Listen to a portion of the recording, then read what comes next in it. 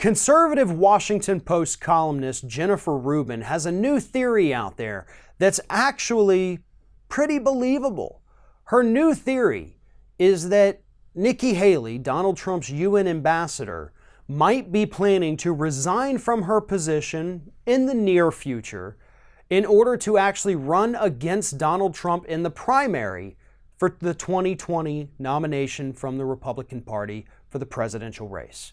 So according to Rubin, it is entirely plausible, now, she's not saying this is 100% going to happen, but it's plausible that somebody like Nikki Haley would resign her position as the UN ambassador in order to run against Trump in 2020. Now, believe it or not, you can go back through the archives here. This is actually something that we had suggested not that long ago. You know, Nikki Haley has butted heads with Trump on a lot of issues. Now, don't get me wrong, she has agreed with Trump on more issues than not. But on a few key items, she's actually been willing to butt heads with him and has shown that she doesn't exactly agree with his style of governance. She's certainly not a never Trumper, but she's also not an always Trumper. So, she has already aligned herself, and Rubin points this out, in a very interesting position to where the never Trumpers can't hate her because she's gone against him, but the always Trumpers also can't hate her because she's gone with him enough. She has ridden that fine line perfectly, not to mention the fact being a woman could actually increase the Republican Party's chances of winning in 2020, even though I know they did win, white women in 2016, but that phenomenon is not likely to carry back over into 2020. We've seen how disgusting Donald Trump is, how he always 100% of the time sides with the accused instead of the accusers in sexual assault allegations. So yeah, women a little unhappy with Donald Trump right now. Republicans could bring them back by putting in a strong person like Nikki Haley.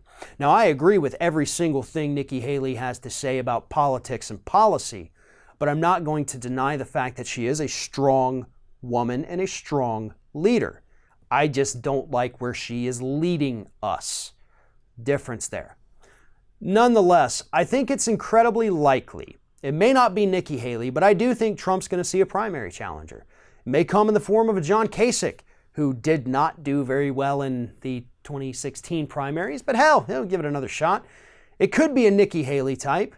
It could be a Ted Cruz if he's desperate enough.